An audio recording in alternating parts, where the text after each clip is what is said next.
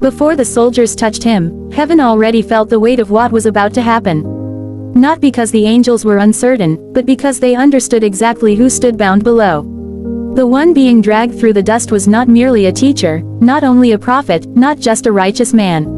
He was the Word through whom they themselves had been created. Every breath they had ever taken was because he had willed it. And now, he was silent. The ropes cut into his wrists as he was pushed forward. Mocking voices rose around him, loud and careless. To the world, this looked like chaos. To heaven, it looked like a moment suspended outside of time. The angels watched, not with curiosity, with restraint. They had seen judgment before. They remembered when a single angel passed through Egypt in one night and the strength of an empire collapsed before morning. They remembered fire falling from the heavens, seas swallowing armies, cities reduced to ash by divine command. They were not unfamiliar with destruction. They were not afraid of war. What unsettled them was mercy. As Jesus was struck for the first time, heaven did not look away. The sound did not echo in the sky as thunder, but it was felt. Every blow against his body was an offense against holiness itself. Every insult hurled at him was an insult hurled at the throne of God. And yet, no command was given. Angels shifted, not in disobedience, but in tension. They stood in ranks beyond human number. Scripture gives us glimpses, but not measurements that can be easily imagined. Thousands upon thousands, 10,000 times 10,000. Not symbolic, not exaggerated, prepared, equipped, loyal. One word from the Father would have been enough. One word, and the sky over Jerusalem would have split open. One word, and the soldiers would have dropped where they stood. One word, and history would have ended in judgment instead of redemption. But heaven remained quiet. Jesus was stripped of his clothing, exposed to shame he did not deserve. The angels saw the garment fall.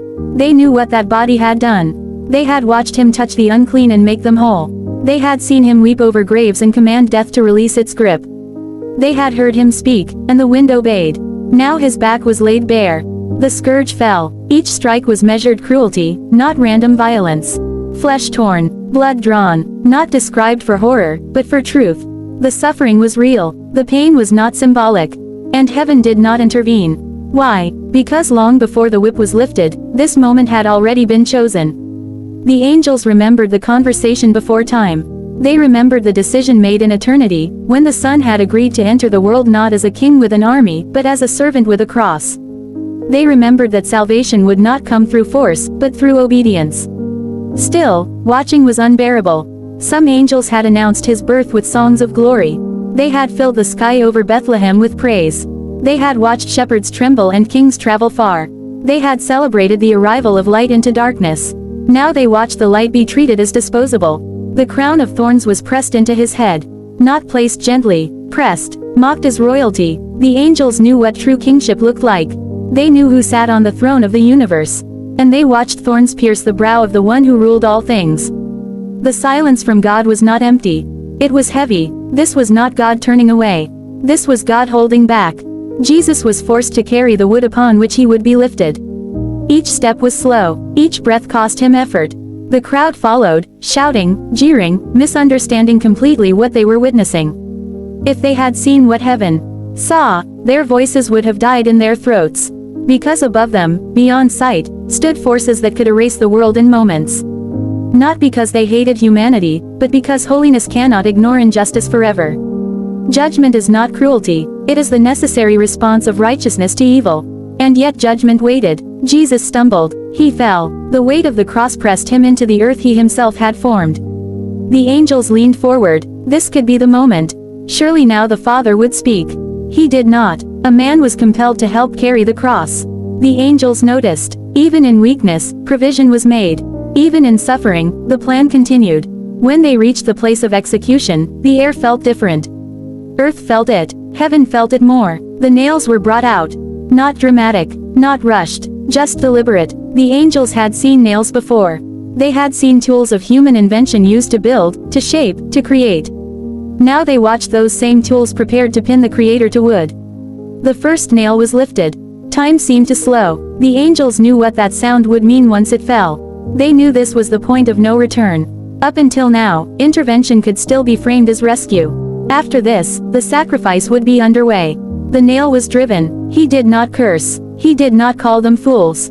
He did not summon heaven. The second nail followed, then the feet. The cross was raised. As it dropped into place, something shifted in the unseen realm. Not power unleashed, but power restrained. The angels stood ready as never before.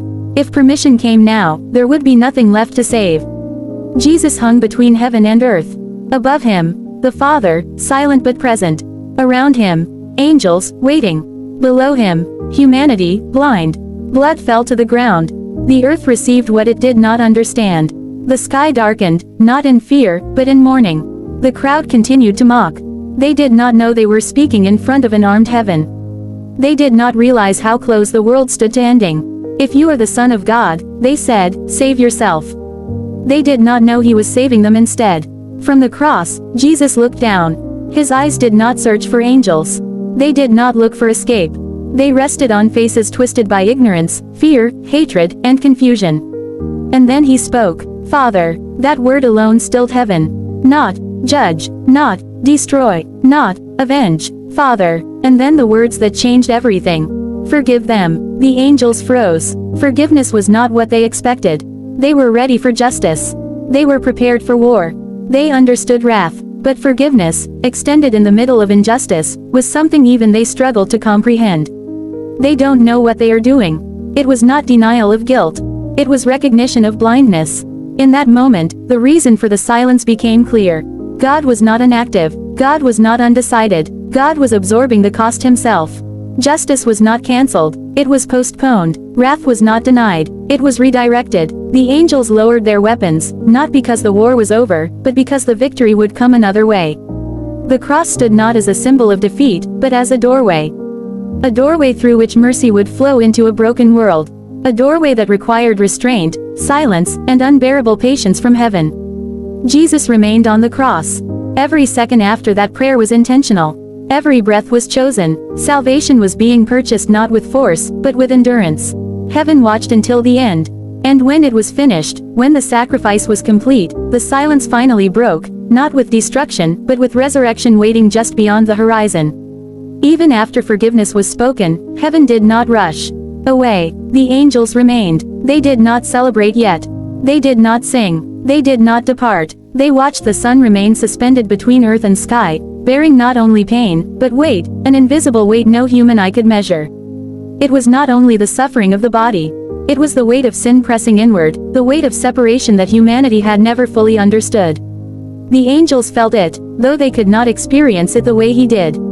For the first time, the one who had always known perfect communion felt the distance sin creates. Not because he had sinned, but because he carried it. Every rebellion, every secret thought, every act of cruelty, every quiet betrayal was laid upon him. Heaven watched the cost unfold in real time. Still, no rescue came. The Father's silence continued, not as abandonment, but as agreement with the sacrifice. Love does not always speak loudly. Sometimes it stands still and allows pain to finish its work.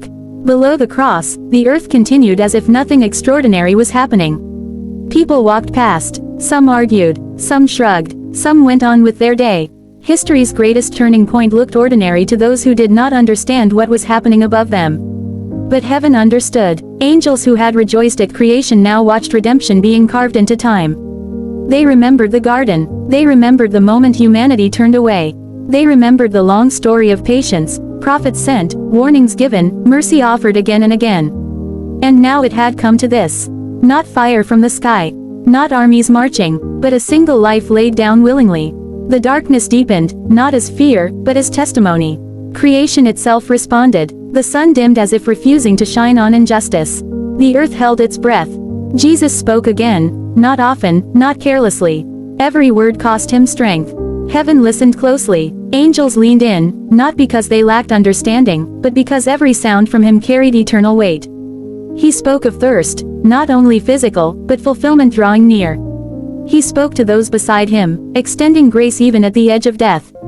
Mercy continued to flow from him even when his strength was nearly gone. The angels understood something profound in that moment. Salvation was not only accomplished by the cross, it was revealed by his character on it. Anyone can claim power. Only God shows mercy while possessing it. Time passed slowly. Pain did not hurry. Love did not withdraw. The plan unfolded exactly as it had been written before the foundations of the world. And then came the final breath. Not taken from him, but given. When he said, "It is finished," heaven understood what earth could not yet grasp. This was not resignation. This was completion. The debt was paid. The barrier was broken. The way back was opened. At that moment, something shifted in the unseen realm. The angels did not cheer, but they knew. The war for redemption had been won without a single sword drawn. The veil would tear. Access would be restored. The silence that had held heaven in restraint would soon give way, not to destruction but to resurrection. Even then, the angels waited. They watched his body lowered. They watched the stone rolled into place. They knew what humans feared, that death had won, but they also knew what was coming. They had seen the authority of the one who now rested in the tomb. Death was not his master. It was his assignment. Heaven prepared, not for war against humanity, but for the moment when life would surge again. The angels who had waited in agony now waited in expectation. Because silence had done its work. Restraint had saved the world. And the same heaven that watched him suffer would soon watch him rise, not as a victim but as the victorious son. Bearing scars not of defeat, but of love. This is why the angels waited. This is why God remained silent. This is why the cross stands at the center of history. Not as proof of cruelty, but as evidence of a love strong enough to hold back heaven itself.